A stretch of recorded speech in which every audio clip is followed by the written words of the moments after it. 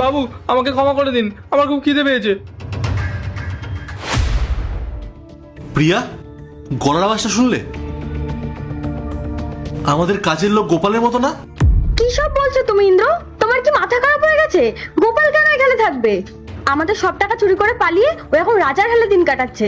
আর ও মন্দিরের কোণে ভিখারির বেশে কেন বসে থাকবে? ভুল শুনেছো, চলো। দাঁড়াও প্রিয়া, আমার শুনতে ভুল হয়নি, ওটা গোপালই। ইন্দ্র, যে মানুষটা আমাদেরকে এতদিন ধরে ঠকিয়ে এতগুলো টাকা নিয়ে গেল, তার এখানে ভিখারির মতো পড়ে থাকার কোনো কারণই নেই। তুমি শুধু শুধু চিন্তা করো না, চলো এখান থেকে। এক মিনিট প্রিয়া, আমাকে একবার দেখতে দাও।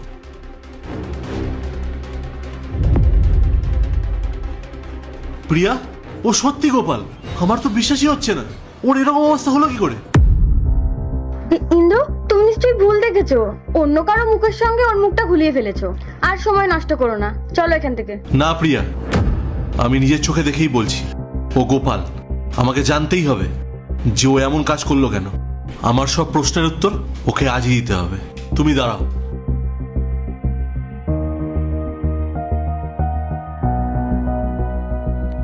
না বাবু, না, আমি কোনোভাবে এটা দেবো না।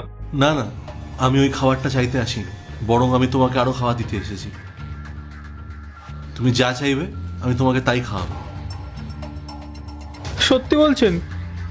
একদম সত্যি, কিন্তু আমার একটা শর্ত আছে। তোমাকে আমি যা যা জিজ্ঞেস করবো তোমাকে সঠিক সঠিক উত্তর দিতে হবে। পারবে তো? হ্যাঁ, বলুন। তোমার বাড়ি কোথায়? গ্রামে বাবু। তোমার বাড়ি যখন গ্রামে, তাহলে এই শহরে কি করছো? পরিবার বলতে আমার কেউ নেই। এর আগে এক মালিকের বাড়িতে কাজ করতাম, আর সেখানেও এখন আমার আর থাকার জায়গা নেই। এখন আমি ফুটপাতেই থাকি, আর যার কাছে যা পাই আমি সেটা খেয়েই থাকি। আর যদি খাবার না জোটে তাহলে আমি খালি পেটেই থাকি। এটাই তো আমার জীবন। এক সেকেন্ড, আমার আরো কিছু কথা জিজ্ঞেস করার আছে। তুমি যখন বললে মালিকের বাড়িতে কাজ করতে, তাহলে এইভাবে রাস্তায় রাস্তায় ঘুরে বেড়াচ্ছ কেন? আমি মালিকের বাড়িতেই থাকতাম, কিন্তু মালকিন আমাকে বাড়ি থেকে বের করে দিয়েছে।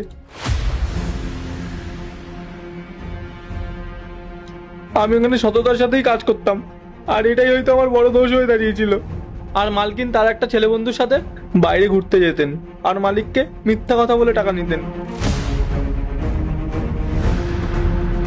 এই সব কিছু আমি মালিককে জানিয়ে দিতাম, আর সেটা একদম মালকিন চাইতো না।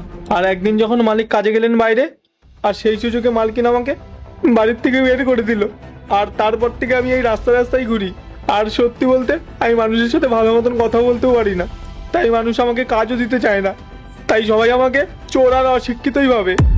বাবু, আমাকে ক্ষমা করবেন, আমি বাধ্য হয়ে আপনার এই খাবারটা নিয়ে নিয়েছিলাম।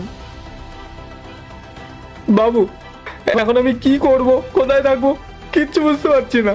হয়তো আমার এই বাকি জীবনটা এইভাবে রাস্তায় রাস্তায় কাটিয়ে দিতে হবে। আপনাকে আমি আমার সব অতীতটা বলে দিলাম। এবার যদি আপনি আমাকে একটু সাহায্য করেন, তাহলে হয়তো আমি পেট ভরে দুটো খেতে পারবো।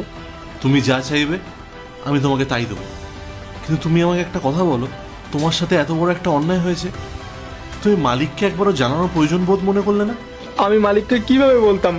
আমি যদি ওনাকে সব সত্যিটা বলে দিতাম, তাহলে ওনার জীবন সংকটে পড়তো। মানে আমি বুঝতে পারলাম না।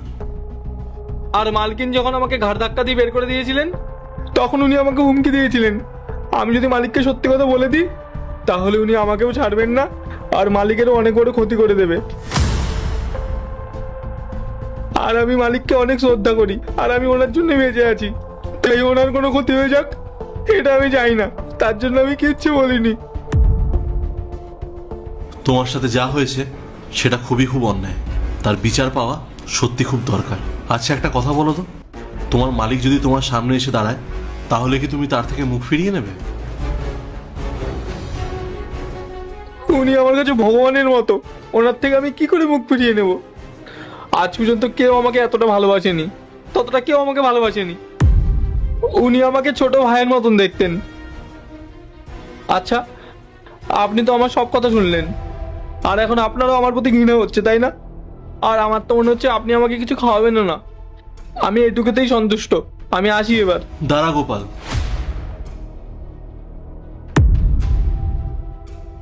আপনি আমার নাম জানলেন কিভাবে?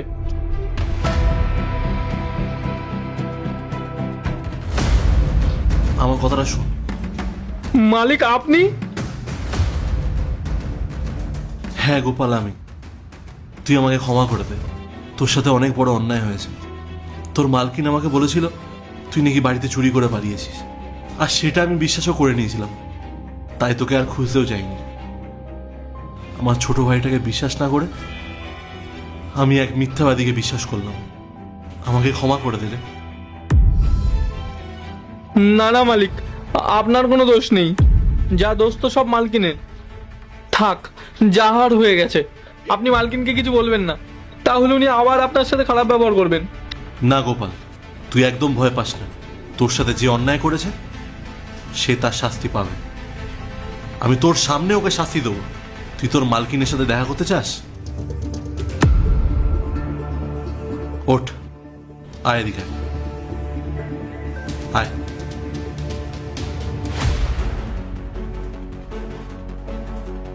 মালকিন?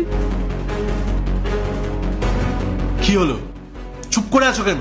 এবারে মুখ খোলো, আর কত মিথ্যে কথা বলবে? গোপালকে যখন ঘর থেকে ধাক্কা মেরে বার করে দিলে তখন তোমার মনে হয়নি যে তুমি কত বড় অন্যায় করেছো?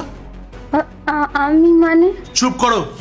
তোমার মতো মানুষের সাথে আমি আর এক মুহূর্ত থাকতে পারবো না। তুমি গোপালকে শুধু বাড়ি থেকে বার করোনি, ওর জীবনটাও নষ্ট করে দিয়েছো। তুমি কি মানুষ না অন্য কিছু? তোমার একটা মিথ্যে অভিনয়ের জন্য একটা নির্দোষ মানুষ রাস্তায় রাস্তায় ঘুরে বেড়াচ্ছে। শোনো প্রিয়া, যেদিন তোমার মন থেকে এই হিংসাটা চলে যাবে আর যেদিন তুমি নিজের ভুলটা বুঝতে পারবে, সেদিন আমি নিজে গিয়ে তোমাকে আমার বাড়িতে ফিরিয়ে আনবো। আর যতদিন না তুমি তোমার ভুলটা বুঝতে পারছো, ততদিন তুমি আমার সাথে থাকতে পারবে না। বেরিয়ে যাও, বেরিয়ে যাও এখান থেকে। ইন্দ্র, তুমি এসব কি বলছো? প্লিজ আমাকে ক্ষমা করে দাও। কোনো ক্ষমা হবে না, এক্ষুনি বেরিয়ে যাও। গোপাল, তুই আমায় ক্ষমা করে দিস। আমি সত্যি বলছি, আমি কিছু জানতাম না, আর জানলে এটা কখনো হতেও দিতাম না। তুই এখন আমার সাথে বাড়ি চল।